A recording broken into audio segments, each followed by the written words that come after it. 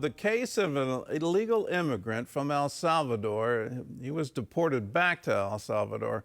Well, now it's heating up, and it's heating up at the U.S. Supreme Court, which has ruled the deportation was illegal and then ordered the Trump administration to, quote, facilitate, close quote, his return. In a meeting yesterday at the White House, President Trump and the president of El Salvador both said that's not going to happen. Washington correspondent Jenna Browder has the details.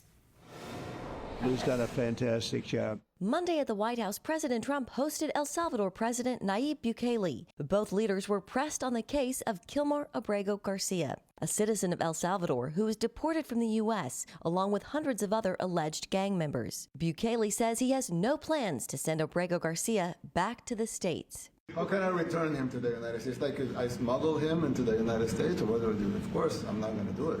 It's like, the question is preposterous. The administration maintains Abrego Garcia is a member of the gang MS-13. In 2019, two courts, an immigration court and an appellate immigration court, ruled that he was a member of MS-13 and he was illegally in our country. But the Supreme Court ruled that Abrego Garcia's deportation was illegal and ordered the Trump administration to facilitate his return. The White House initially called his deportation an administrative error, noting that Abrego Garcia had a court order protecting him from being sent to El Salvador, where he faced potential danger. The administration now walking that back. White House Deputy Chief of Staff Stephen Miller telling reporters what would happen if he was brought back to the United States. He would be deported the second time to El Salvador again because there's no withholding order for an alien who's a member of a foreign terrorist organization, number one. Number two is the gang that he's a member of doesn't exist in El Salvador